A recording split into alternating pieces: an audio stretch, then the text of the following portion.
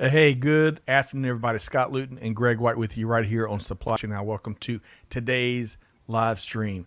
Greg, how are we doing? I am doing very well. This is going to be fun. This is just going to be fun. It's going to be We've a been blast. waiting forever, it seems like, to do this. And I'm not spilling the beans. I don't want to get in trouble, so I'm going to let you tell everybody. Well, so as Greg is speaking to, on today's show, we're excited to be joined by an award-winning professional truck driver. And she's going to share some of her insights, her point of view, her expertise. And I bet she's going to be sharing a few things, Greg, that's in the blind spot for all of us, right? Yeah, and a few things that might not come as such incredible revelations as we learned just before we went on air. That's right. So A lot of those, I knew that was the case. Guilty as charged. Yeah.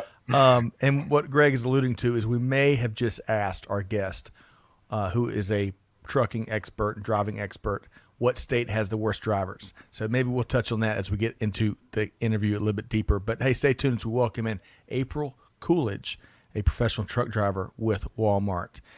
Hey, really quick, Greg, we're going to make a few announcements, and then we're going to say hello to a few folks. You ready? Let's do that. All right.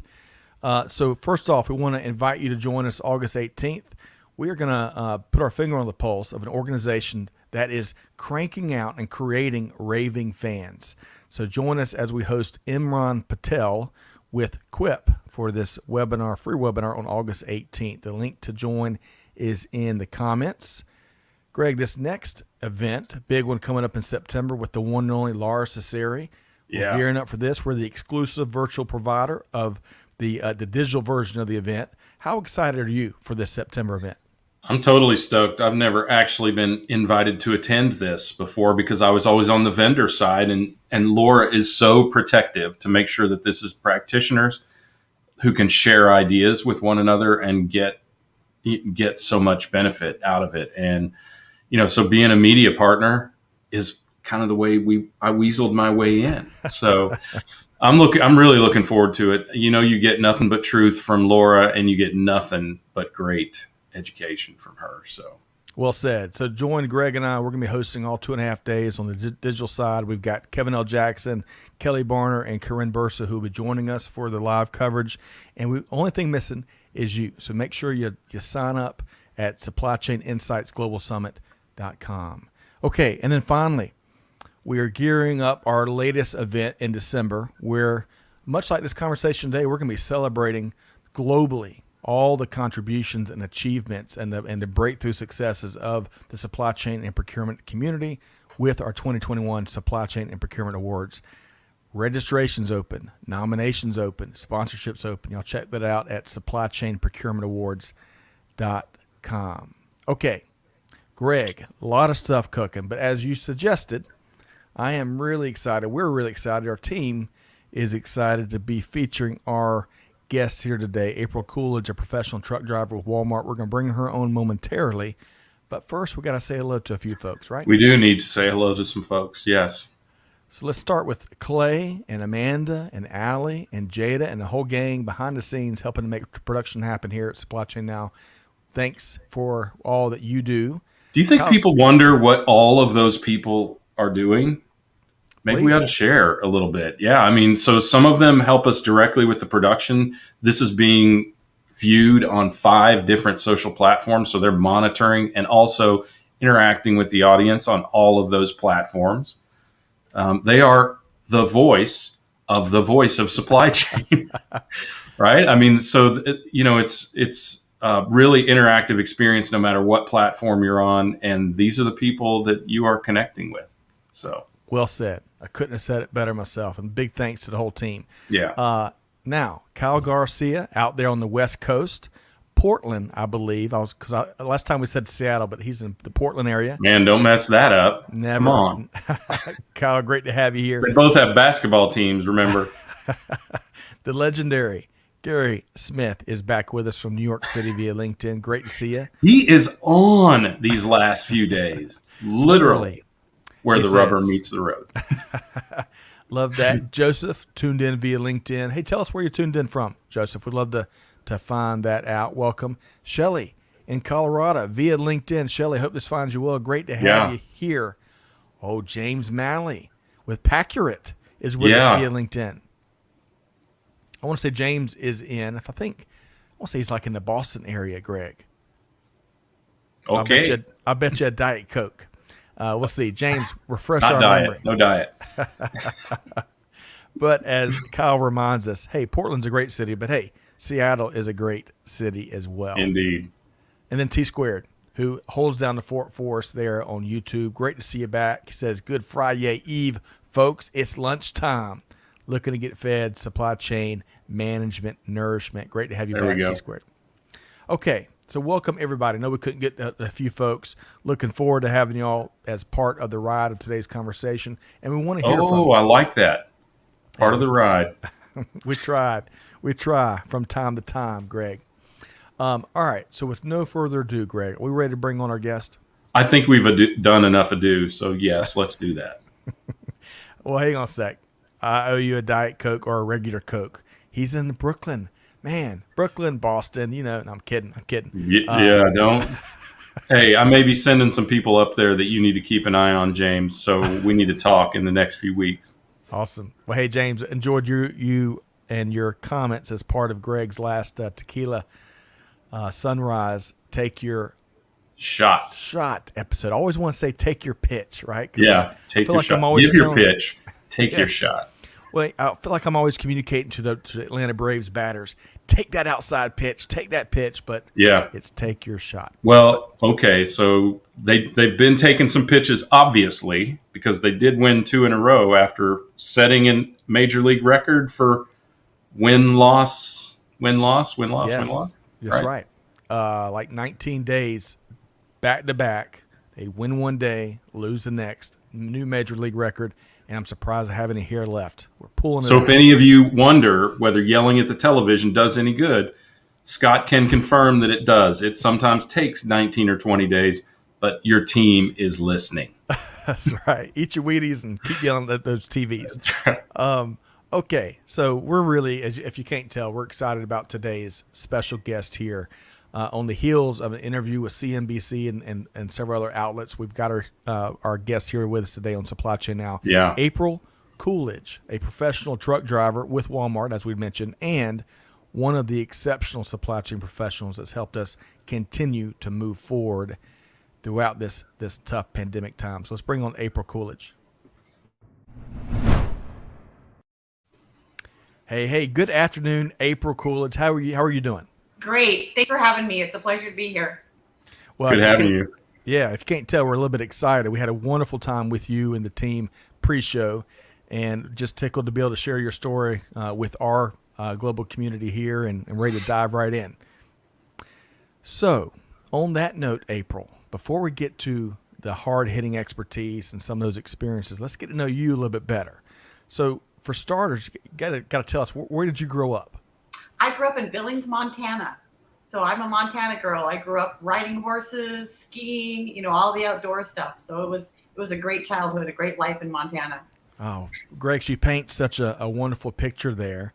Let's talk about whenever we ask this question, I love to know from a food and a culinary standpoint. Growing up in Billings, what was one of your go-tos, whether it's a restaurant or just a dish, or what was a big part of that upbringing? Well, when we would go out on special occasions, we would go to a restaurant. It's called the Cattle Company. And it was just a great upscale steakhouse. And I guess being from Montana, that is probably my favorite food is, meat and potatoes is what we have in Montana. So, a good, extremely rare steak is right in my wheelhouse. Extremely rare. I like that. Extremely rare. And when I go to a restaurant, when I say extremely rare, I mean, put it on the grill, flip it, and then put it on my plate. Love that. Well, hey, let's say hello. Jenny Froome is with us from Johannesburg, South Africa, leader of SAPIX. Great to see you, Jenny. You picked another great show to be on. Yeah. April is going to be a wonderful interview. Ahmed is tuned in. Hi, champions, via LinkedIn. Great to hear from you, Ahmed. Tell us where you're tuned in from, as well as Ejimbi, perhaps. Yeah, I apologize. that's right. Ejimbi. That's as good as we can do in the States anyway. Well, hey, let us know how we get that right and how we nail that, and welcome via LinkedIn. Let us know where you're from.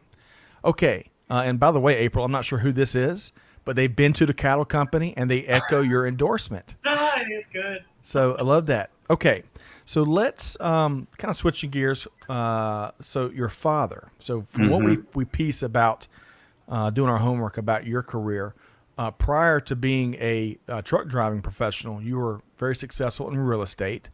But your father had a big impression, and I think helped get you into trucking, where you've been moving things, making it happen for about 10 years now. Is that right? It is, Scott. Yes, my dad has been a role model for me my entire life. But when I was in real estate in 2008, when the market crashed, I just couldn't sell a house to save my life. There was nothing happening whatsoever. So I had to think about what I wanted to do with my future. So I approached my dad and I said, Dad, I want to do what you're doing. And he said, what's that? I said, I want to go to truck driving school. I want to drive a big truck. And to be honest with you, Scott, he didn't take me seriously. He just kind of laughed me off for a while, because I just don't think that he envisioned his baby girl, out here in this Right. trucking world. But, I was just persistent, and, I just kept bringing it up to him. So, after a while, he really did see that I was serious about it. And he says, well, we're going to send you to truck driving school. So that's what I did. I went to truck driving school. I love it. Okay, before I turn over to Greg here, so your father, is he still driving? How long did he drive? What? Tell us a little more about him. He drove, I don't know how many years that he drove, a long time, but he retired with 4.2 million safe miles under his belt. Wow. So some big shoes to fill when I got into trucking. So did he have his own company, or did he drive for someone else? Or he drove it.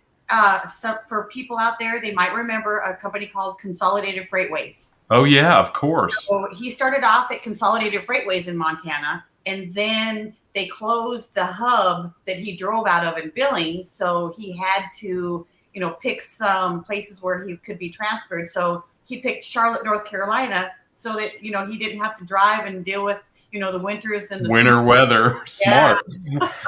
So being such a close family, I sold my house in Montana.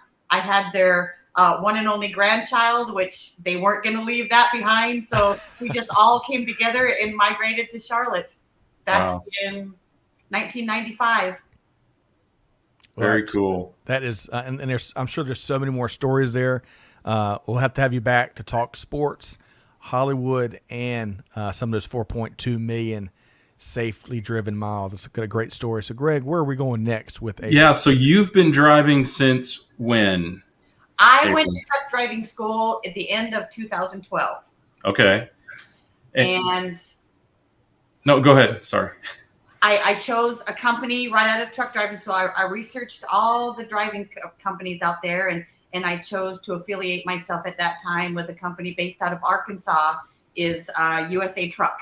Mm-hmm. Had a wonderful driving career with them. They were just such a wonderful company to drive for.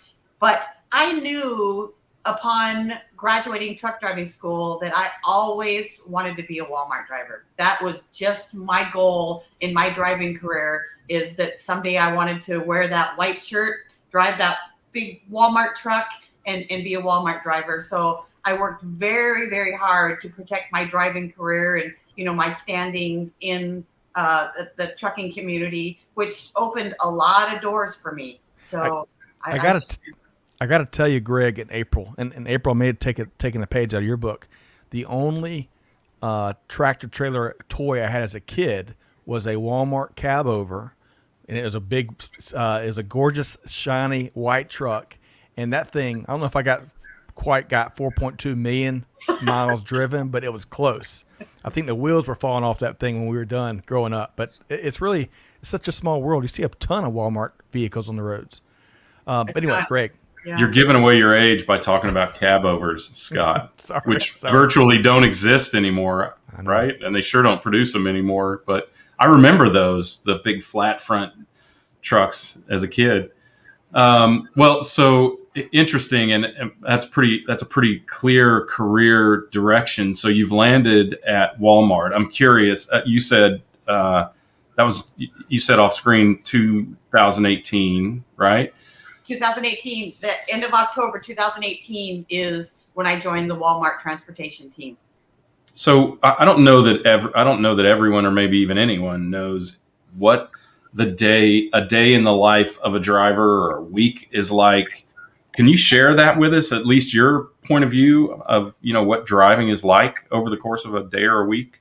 Absolutely, Craig. My week, I drive.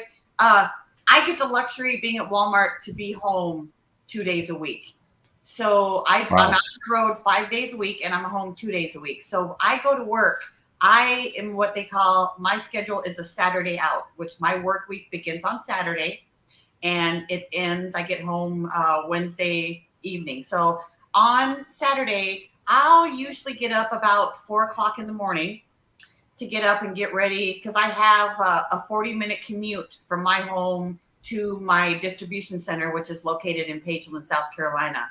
So I get up at 4 o'clock in the morning, take care of my kitty before I leave, and just do the last minute things, and get myself together, and then commute to work. So I usually, and when I get to work, we at Walmart, we slip seat, which means at the end of my work week, I have to clean all of my personal belongings out of the truck. So on Saturday, I'll get there, and I'll set up my truck, because that's my home for the week. Mm-hmm. So I'll make my bed and put my coffee maker, all the things that I need for myself during the week, which coffee is very important, because, getting up, sometimes very early in the day, I got to have coffee. But so, and then, once I get my truck set up, then, I usually drive the southeastern portion of the United States. So wherever Walmart sends me, or, however my route leads me, I could be in Tennessee, Florida, Alabama. So I drive 11 hours a day, and I have 14 hours a day that I can complete my 11-hour driving time. So I drive 11 hours a day, and I work 70 hours a week. So wow. People think that, I don't know if people really understand the time and, the amount of hours that we work, but I do work a 70-hour work week, and I drive 11 hours a day. So it's a pretty grueling schedule, but I absolutely love what I do. And I'm just very passionate about driving and just supporting the community as the best as I can. So are you delivering to the stores, or are you transferring between distribution centers, or some of each of that? I'm curious. I predominantly deliver to the stores. Okay. I work out of a grocery distribution center. So okay, I deliver a lot of their groceries, their frozen, meat, produce, things like that. So, we deliver to the stores, and I also deliver to Sam's Clubs, and then we will go to different suppliers, and we will pick up product that we utilize. We will pick up loads and product and bring it back to the distribution centers so that we can disperse it out to the stores. So that's a pretty common practice among people, among chains or distributors with their own fleet, is to backhaul from the vendors back to the distribution center, right? And that is exactly what we call it, backhaul. So I'll deliver to my stores, and then I'll get a backhaul to bring that back into maybe a consolidation point where, they divide it up and send it out to different distribution centers, and, bring in loads directly to the Walmart distribution centers themselves. Mm-hmm. So just out of curiosity, you might leave, say, Nashville with a certain set of product on the truck, go to this consolidation center, wind up with a whole different set of product on the truck, and then go back to Carolina, right? Right, or wherever they need that product located. So yeah, and sometimes I'll have multiple stops where I'll just pick up partial loads of different supplies that we need, and take it to Sam's Club or a Walmart distribution center. Mm-hmm. Very cool. Hey, really quick, Greg, if I can interject for a second. Yeah, I bet we've got some questions. Jenny, I agree. We agree with you. Such a critically important person in supply chain. Supply chains would not move. They wouldn't happen without awesome people like April and so many other folks across the world that do what she does. Back to our question we posed to Ajimba. She is from Nigeria. Welcome. Kavan is back with us. Good morning, good afternoon, possibly good night, everyone. And then, James, you're touching on an issue or a topic we're going to touch on later in the conversation. So thanks for asking, and we're going to get to that here momentarily. And Cheryl says backhaul must be cost effective. I think it's what she meant to say there. So, I think the leading supply chains are able to really optimize the back and forth, including the backhauls, of course, and really maximize every mile they're getting out of these passages. So I'm glad that came up. And April, you're probably giving some folks a new new components of their vocabulary based on what you do day in and day out. We love that here. All right, so Greg. Yeah. So, and it's funny because having been in retail and distribution for a long time, I'm familiar with this backhaul, deadheading, bobtailing. Those last two being the things you want to avoid at all costs. Even when I'm driving down the road on a family trip or whatever, whenever I see a semi down the road with no trailer behind it, I'm just thinking, oh my gosh, that is just wasted money. So just to connect the dots there, because there might be some folks that may not know that term, but that is bobtailing. Is that correct, April? Bobtailing is when it's just the tractor with no trailer. Yeah. That's what they call bobtail. And then deadheading is the truck and trailer, but the trailer is empty. There's no freight in that trailer. So that's what they call deadhead. Yeah. Deadhead.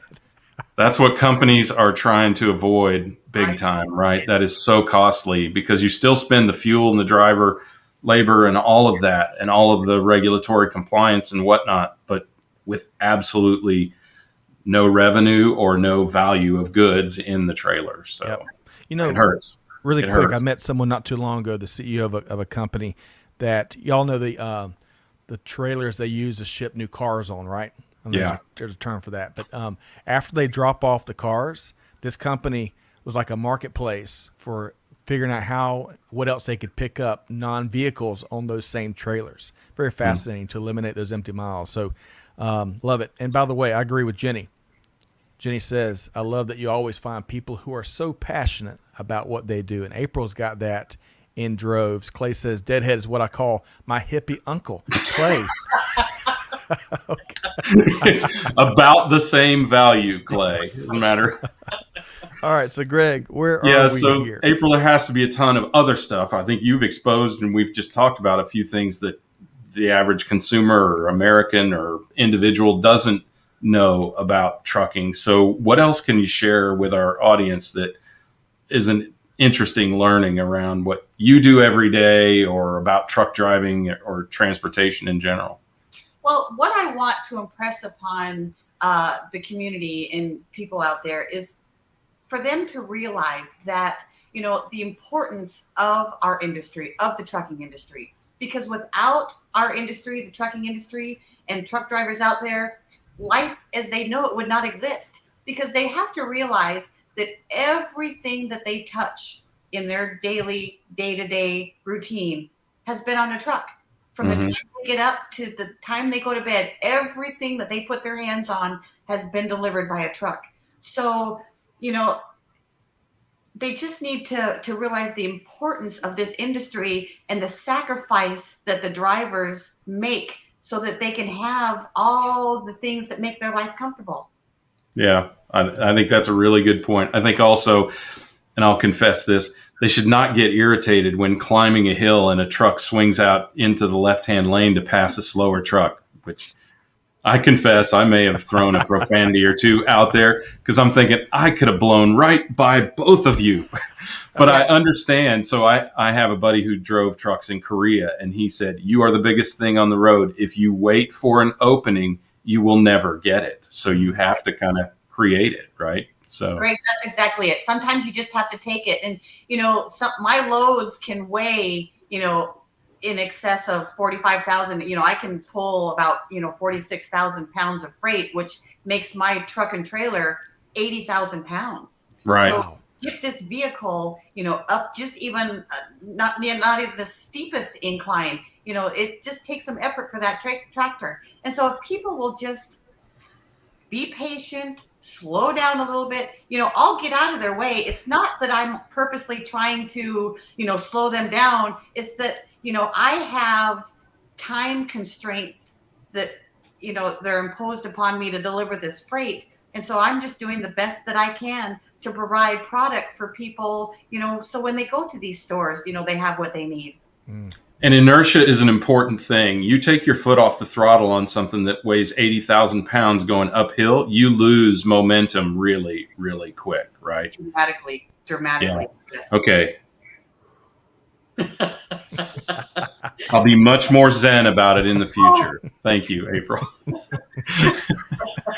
So, well, and we're talking to the right person about learning about driving, because you have been named a Walmart and a PepsiCo everyday hero, right? So tell us a little bit about that process. As you said, you protected your driving career very carefully. And what does that recognition mean to the industry? And honestly, what does it mean to you? Well, from the very beginning, when I affiliated myself with the USA Truck, like I have said previously, that my goal was always to be a Walmart driver. So I held myself to the highest caliber, I gave myself a ceiling standard for myself. And so in doing so, it opened the door. When I drove for USA Truck, I was the inaugural member of the Arkansas road team out in Arkansas.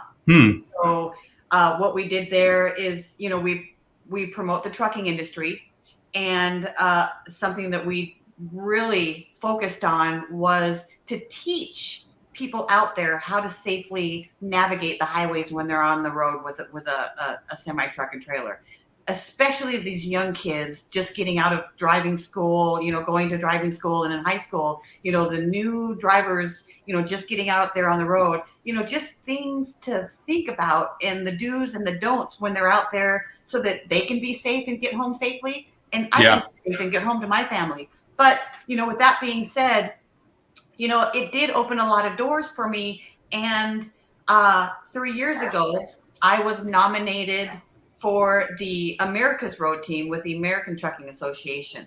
So that was a very grueling process to make that team. But out of 3,600 candidates that was initially proposed to make this team, they chose a panel of 18. So out of that 3,600, wow, I whittled my way down to be on the America's Road Team, which was another goal that I set for myself.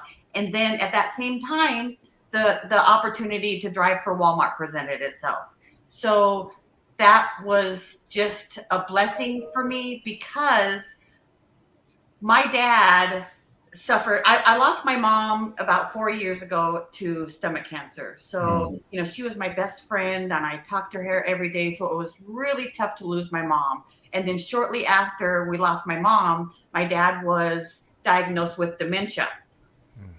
So being that I was able to be home 2 days a week, that allowed me to look after him, because it was just me looking after the house, looking after my dad. So the opportunity to drive for Walmart was such a blessing, because, it was a lot for me to be gone 5 days a week and then come home and cook and clean and take care of him and get him all set up so I could go back out on the road. So over the years, he was a lot better back then, but as time went by, he really declined very quickly. And, this last couple months, I had even decided that I was going to take a leave of absence to stay home and care for him, because his dementia declined to the point where he couldn't take care of himself at all. And I'm sad to say that I did lose my dad. He did pass away on June 13th. So I'd like to think that he's up in heaven with my mom now, looking down and saying, "Atta girl." I guarantee it. Yes. I guarantee that he is. What a huge legacy he's left behind, and you're doing big things, and beyond helping your family, you're leading the awareness that needs to take place, that represents your profession and by extension global supply chain. And we all know the awareness gaps we're closing during the pandemic. One of the silver linings here in the last 18 months. But very sorry for your father's loss. But I think one of the things you mentioned, because you mentioned sacrifice, April, it's not just our drivers that are sacrificing, it's those families, right? And when those 5 days that you're out doing what you got to do, it's a tremendous sacrifice, which is all the more reason we've got to be more empathetic. And just, I think for so many consumers, we have to better understand with what you do day in and day out. So I want to share a couple of quick comments here from a lot of reaction to what you shared. Charles is back with us. Hello, Charles. He says, thank you for keeping the road safe for us. We all would echo that. Jenny's talking about goosebumps. And yes, Nikki Scott would love for her to be hearing this. She's a wonderful representative of global supply chain. Nikki Scott of the Dude Really moment. She had a Dude Really moment with us, April. It was wonderful. She has her own trucking company in Africa. That's right. I think this is Koze. I think he's back with us. Going back to uphill, downhill. No more road rage for Greg. It wasn't really rage. It was more like subdued anger. Yes, but that's right. Nonetheless inappropriate. So yeah. William Shakespeare of Supply Chain is with us. Gregory, great to have you back on LinkedIn from the Caribbean. Says hello, Supply Chain team. Everyone else on this great platform echoing April's perspective. Hello, Rhonda. Great to have you back. You're going to be in for a treat here with April. And then let's see here. Gary says that he echoes something we talk about a lot here, right? Especially with as we lose your father in June and all of those, everything that goes into hitting a mark like 4.2 million miles. That's not a transactional thing. That's a ton of problem solving and accident avoidance and being a smart business person, you name it. He says, just think of all the institutional knowledge we're losing as over-the-road truckers, baby boomers, and otherwise leave the workforce. And Jenny says he would be incredibly proud. We all echo that. I mean, gosh, can you only imagine looking back to, as he introduced you and helped you get into the industry, all the things you've done, since entering in 2012. So I love this. I could take these comments for the next 3 hours and just hear everyone's reaction. But April, moving right along, I want to move to a little different segment here, right? As we all know, and we'll try to get to more comments here momentarily, but April, as we all know, organizations far and wide here in the States and everywhere else, they're struggling to not just attract drivers, but keep them, retain them, create a fulfilling position and career for them. So if you had the opportunity, and you have it right here, given this platform, if you were speaking to those organizations that were struggling, what are some best practices or some general observations you'd offer in terms of advice? Well, Scott, we are experiencing a huge driver shortage in our industry, and it's been that way for as long as I've been involved in the trucking industry.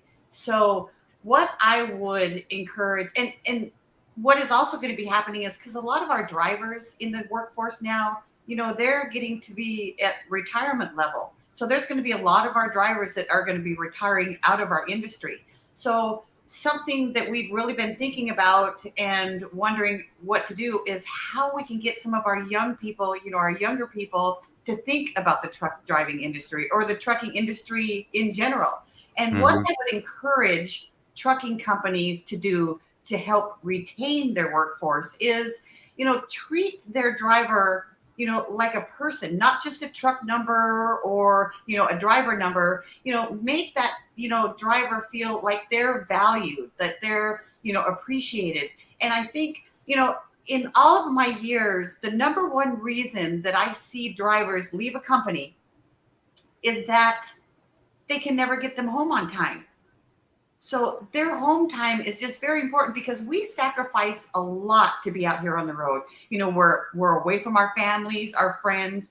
Our life is subjected to being in that truck out on the highway for, however long of a time that people choose to stay out. When I was at USA Truck, I stayed out probably 2.5, 3 months at a time. So I only came home 2 or 3 times a year.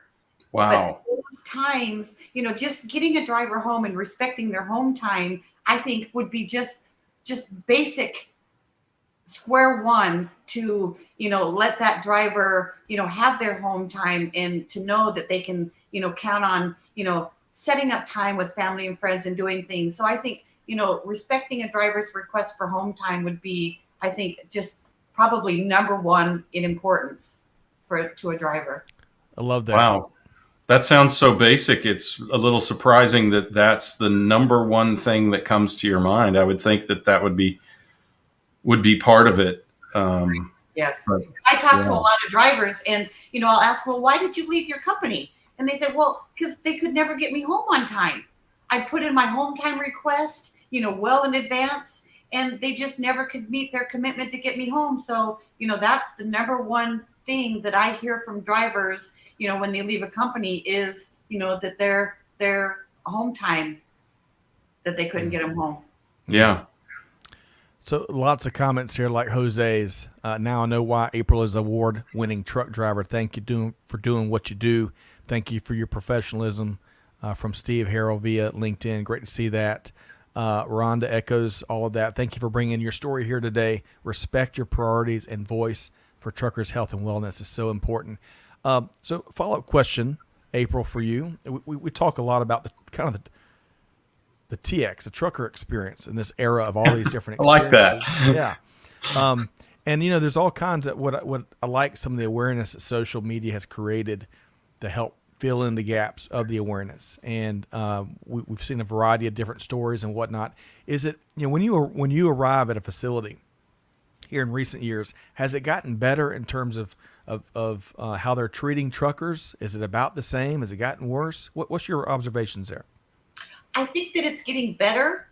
Where they're respecting us, and they know that we play an important part in, moving their goods and their products, from their facility to, the retailers and things that are needing those. But a challenge that we had, over the past couple of years, with the COVID, it was just really tough at these different facilities. And I'm not talking about Walmart. I'm just talking about shippers and receivers, because, you couldn't go into their warehouses. You couldn't use their restrooms. So, it was very strict as far as being able to access these different places. And, over and above that, just being able to get a meal out on the road was just very tough. So, we just all had to work together to overcome this pandemic. And, and we're coming out of it, even though that I do see that we're having spikes in different areas. But, shippers and receivers are starting to, lessen their restrictions and, be more open to us using their facilities and working with them. So I appreciate you sharing that. I'm going to go back. So when we started talking backhaul earlier, that generated a ton of discussion. And by the way, Cheryl must be in the transportation industry because she is sharing some great POV out there. She says, congrats. Trucks are the most flexible mode of transportation, accounts for approximately 80% of transportation expenditures by U.S. firms. Preferred mode for organizations operating under the just-in-time systems. Cheryl, thank you for sharing. Man, it's wonderful. I want to go back, though, Greg. Allie on our team had a great question about these backhauls. So kind of moving, sometimes we go back in time, April, so stick with us here.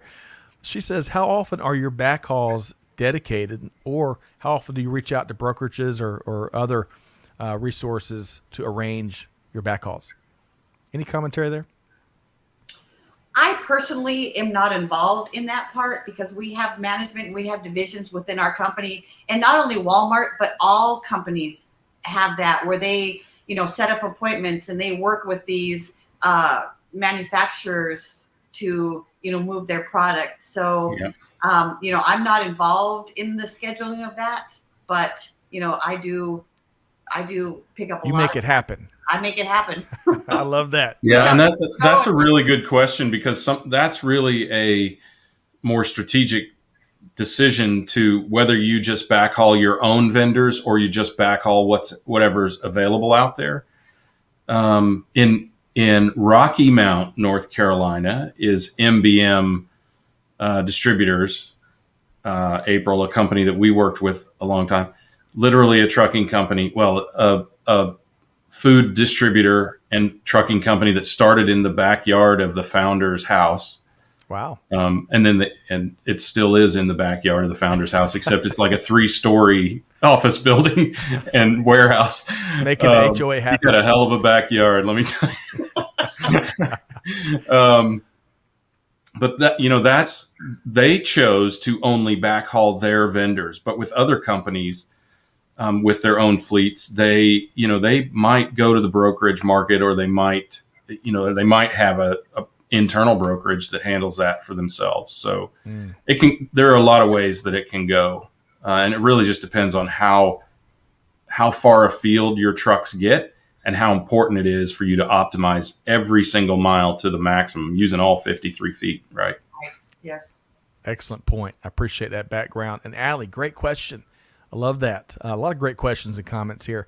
All right. So before we switch gears and kind of figure, find out who else that you want to maybe thank for getting you in this position here. Obviously, your father and your family played a big role. But April, is there anything else that you think would be really helpful for folks to just know about the trucking profession, the industry, or your experiences? Well, like I said earlier, I just, would like to impress and just let people realize that without our industry, they just wouldn't have the goods, food, clothing, anything that they have in their day-to-day life, is dependent upon our industry. So I just would like to impress upon, the importance of the trucking industry as a whole, and Right. the drivers, to get this product, to the shelves for the people. Because just like, another person commented, trucks are the most flexible mode of transportation, because you can't fly an airplane into a distribution center. We don't have railroads, that go to this. So, that freight that comes into these different modes, ships, planes, trains, is transported by a truck. So just to know the importance of what we do and the sacrifices that we make, so that people can, enjoy their lives and have the things that they need. Well said. That's the biggest point made, I think, in today's conversation. So I appreciate you coming on and sharing that message. I got to ask you, this is going to be a stupid question, but it just dawned on me. All right. It's about time. As a kid, I loved, getting truck drivers to lay on their air horn as we're driving, as my parents were driving down the road and I was in the back. I'm not sure if I've taught that to my kids. I'm probably a bad dad because I hadn't. Does that still happen? You still see kids that ask you for some of the air horn?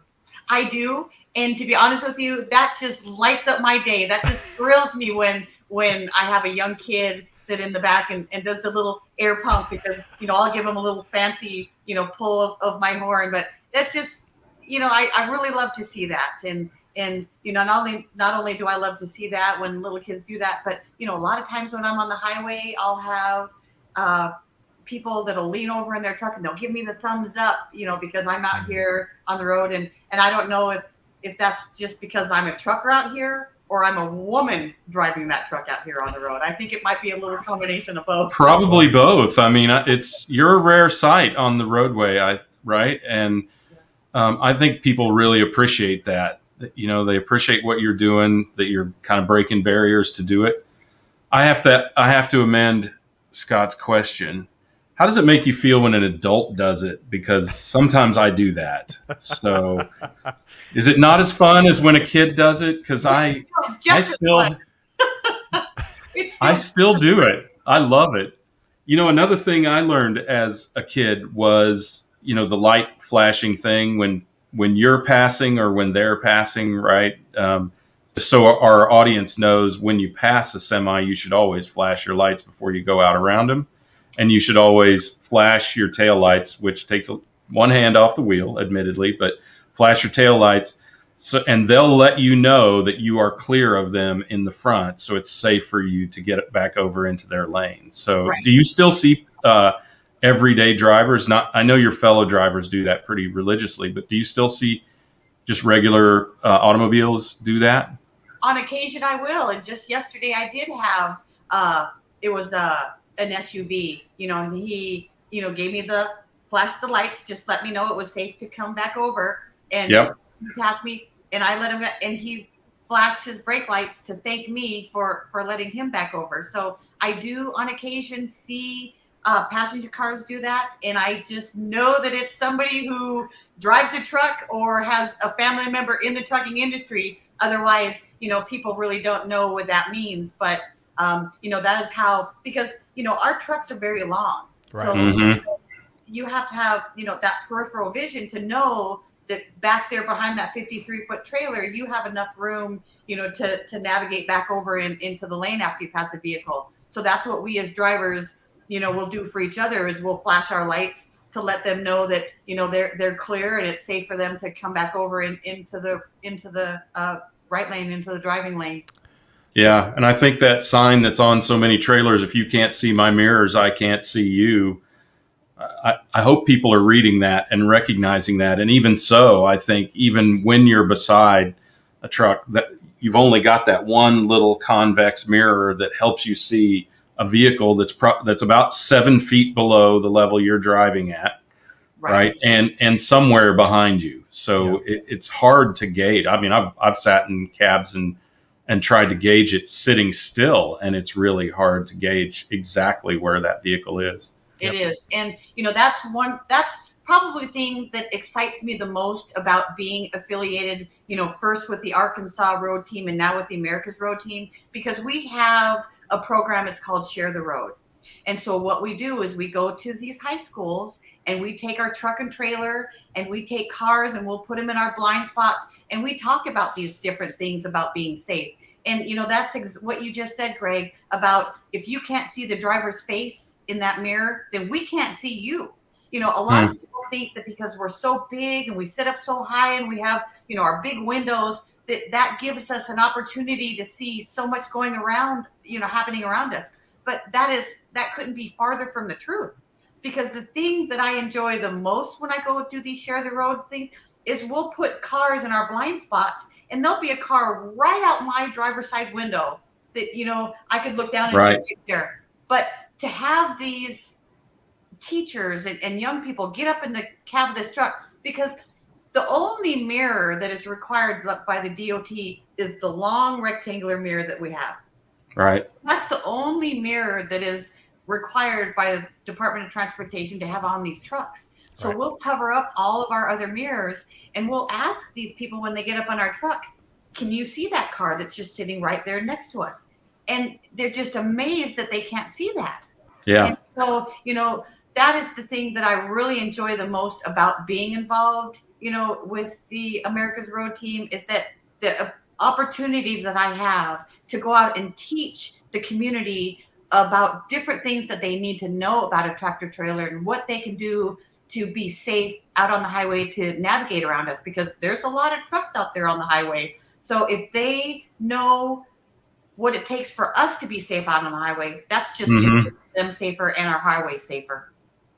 Hey, Gary is kindred spirits here. He says, we used to get truckers to honk their horns when I was growing up in the 60s. I did it once when driving with my dad, and it scared the crap out of me. So your driver's got to know you're riding with it, what you're doing. So thanks for sharing, Gary. Hey, if you could touch on one final thing, and then we'll start to wrap here. I know that here in the Atlanta area, the powers that be have been, for the last couple of years, conducting a study to help alleviate some of the parking issues that truck drivers have when navigating through the Metro Atlanta area. Just how hard it is to find a nice, safe, well-lit place. And between the state and the local authorities, they're trying to figure out how they can help provide solutions, especially given all the traffic that comes through here, which you may or may not have alluded to pre-show. But April, more seriously, speak to, parking in general. I mean, how challenging is that when you're trying to get a little bit of rest, get a bite to eat? Speak to that a bit, if you would. That is very challenging for us drivers out here on the road. And that's been something that, I've thought about from the very beginning of getting involved in the trucking industry, because, that's our home when we're out here on the road. So we need to find a safe place to park and to be able to go in and get a meal and to take a shower. So we are at a big disadvantage because, we're at shortage now with trucks. So just think what it would be like if we did hit the capacity that we need in the industry, what kind Right. of impact that would make on the parking situation. And I think, there's only so much land out there to acquire to put these, truck stops in different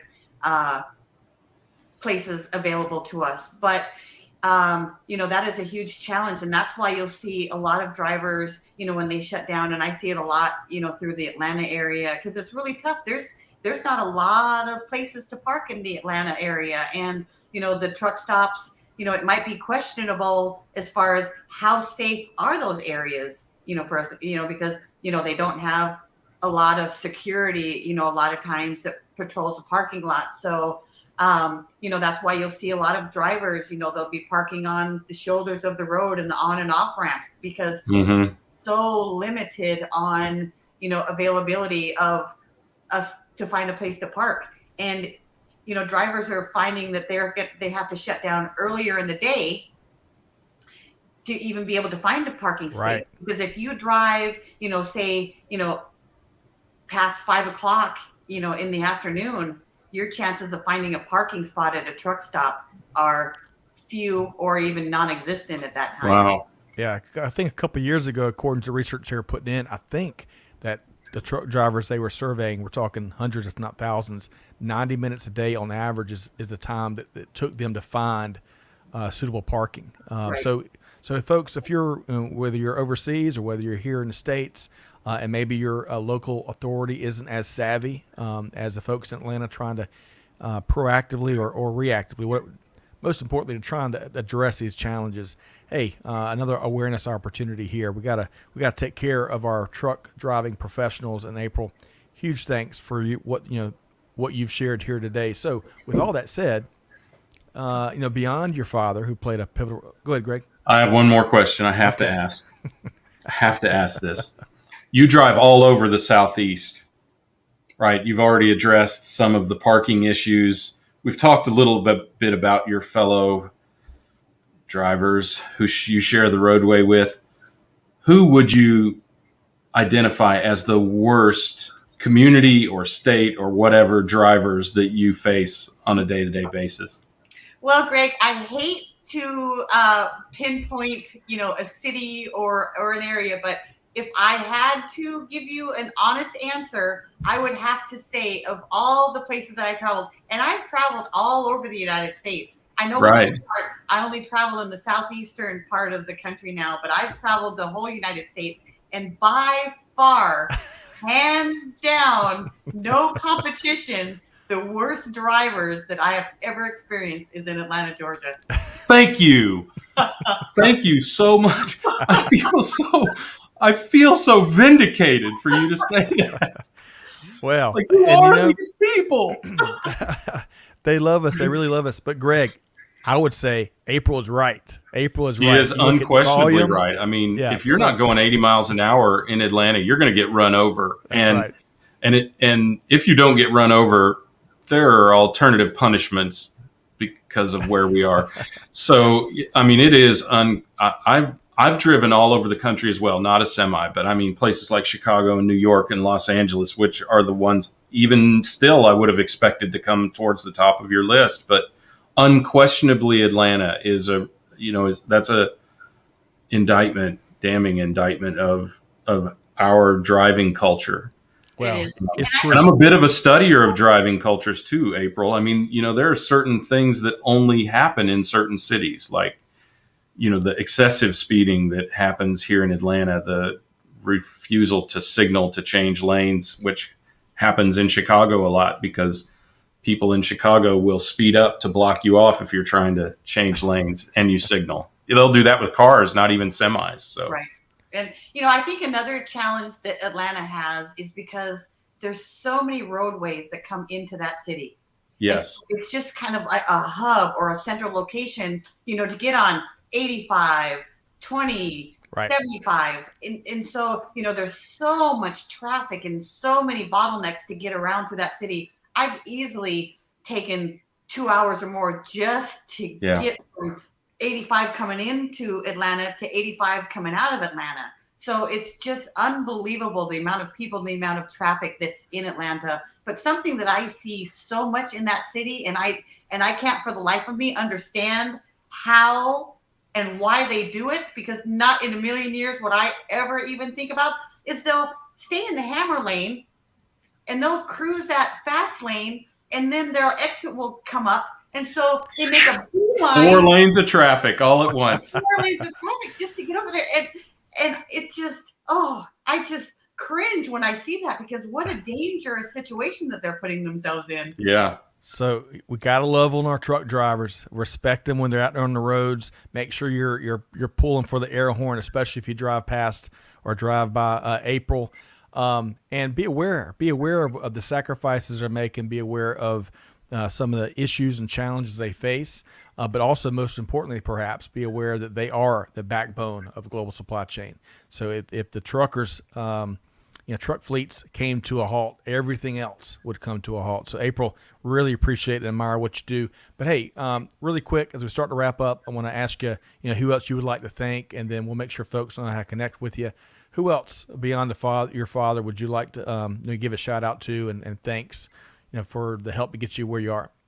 Well, I really owe a lot of my of who I am and how I've become, to this point in my life, to my parents, because my parents always raised me not as a girl, but that if there's anything in life that I ever want to accomplish, whatever it is, I could just set my goals and I can accomplish that. So it was never, stereotypical, you're a girl, you got to go in this direction. They raised me with the beliefs that whatever that I want to accomplish in my life, I can accomplish that. So I owe a lot, just about everything of who I am, to my parents for bringing me up that way. But I had a lot of great mentors in my driving career, drivers that were with me on the Arkansas road team and that I met, at my driving companies at USA, people that I looked up to and admired.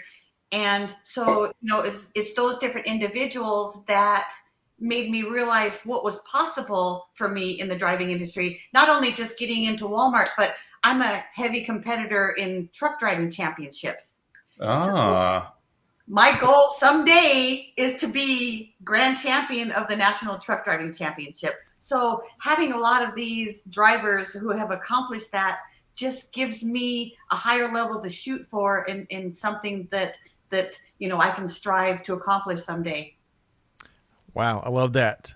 Those are called rodeos, aren't they? April? Rodeos. Yeah. All right. Well, perfect for somebody from Montana. She's already got an advantage. That's true. Well, April, it is such a pleasure to connect with you. Our whole team, on behalf of our whole team, we admire what you do. We appreciate what you do. We wish we had hours on end to get to learn a lot more. There's so many other issues and challenges that are shaping not only global supply chain, but certainly the trucking profession. But we'll have to have you back, and we'll dive a little bit deeper. But big thanks. How can folks connect with you, April? They can connect with me. I'm on social media. I'm on Facebook. So they can just type in my name, April Coolidge. And I do have a Twitter account. And I'm not that versed. I drive a truck. So I'm not, I've stepped away from the tech. After getting out of real estate, I've really stepped away from the technology end. So I don't know how they can go search for me on Twitter. But I'm on Twitter. And I'm on Facebook. And I do get an email that if somebody sends me a message or a friend's request or something on Facebook, it will certainly come to me, because, I work so much that I don't always have time to look at those different things. Because at the end of my day, when I'm done driving my 11, working my 14 hours, I go to bed. So, but if they do want to connect with me, I am on Facebook, April Coolidge, and I am on Twitter, April Coolidge. Well, you are an absolute delight to interview and rub elbows with. There's a passion about what you do and an enthusiasm that is just contagious. So huge thanks. April Coolidge, an award-winning truck driver, recently named Walmart and PepsiCo Everyday Hero. Thanks so much, April. Thank you, April. Thank you. Man, I echo, and I'm sure you do too, the whole team, Rhonda and Jenny both were speaking about just what April brings to the table. Tony, I think that's a wonderful question. We'll have to bring her back to find out. He says via Facebook, how do you become a grand champion trucking driver? We'll have to have her back. Well, as if any of us need another YouTube distraction, there are channels that focus on that, and it is truly impressive what some of these drivers can do. Tight spaces. I mean, it's unbelievable. Yeah. Agreed. I want to go back one final comment here because I want to. Rhonda had shared some things about her husband. We were talking about that the other day. She says, my husband's considering getting his CDL and driving locally with a logistics company. He likes working solo and is super safety conscious. We've been talking about the potential disruptions to our personal lives, but he's got about 7 years before retirement, so it might be a fit for him, Rhonda says. He's looking at distribution center forklift positions right now, and they asked him about his willingness to get his CDL. So some conversion conversations going on. He's open to the idea. We'll see. Respect, she says, is important. Yeah. So excellent point there, Rhonda. And we'll see if we can't maybe, I bet April could shed a lot of light on maybe some of the decisions and choices that y'all are considering. I think if you're thinking about getting into trucking right now, you probably have a lot of leverage in terms of saying, I want to do this and I don't want to do that. So, if you need to be home like April 2 days a week or whatever, I bet there's an opportunity for you to do that. Agreed. And one more, I wish I had said this before April departed, but Rhonda says, go get them, April. No doubt you're going to hit your goals. Thank you for your service and keep America moving. Excellent point. Okay. That unfortunately, Greg, is going to bring this conversation to a close. April was all that and then some of what we thought she would be, huh? Yeah, no doubt. I mean, I think a couple things that stand out there is her recognition of the importance and her advocacy for the importance of what drivers do. And I think another, that strikes home with me, and I'm sure my wife, is that the way that she was raised to believe that she can do anything. And I think it's important how, for any young parents out there, it's important how you phrase that. It's not you can do anything a man can do. It's you can do anything. You need not qualify it. You need not make males or, whatever other categorization a qualifier for that. You can do anything. And if you just treat someone as this is what your potential could make you live up to, that's sufficient. You don't have to compare them to anyone else. And I think that's something we have actively done as parents. And it's built some pretty strong young ladies in our family. Yes. Clearly in hers as well. Absolutely. And that's a great point. Really important point that April brought to the table. So if you're listening, Brantley, Gracie, and Ben, whatever you want to do, that's it. So there you go. Thanks for all the great comments. And I know we couldn't get to all the comments and questions. What an outstanding conversation. April Coolidge is a dynamo. Big thanks to Jada and Amanda and Allie and Clay back behind the scenes for helping us with the production. Big thanks to Matt and Anna, also behind the scenes, helping to facilitate the interview. But folks, most importantly, you heard a bunch of good stuff from April here today. I appreciate Greg's key takeaways. Hey, do good, give forward, be the change that's needed. Be just like April Coolidge. And on that note, we'll see you next time right here at Supply Chain Now. Thanks, everybody.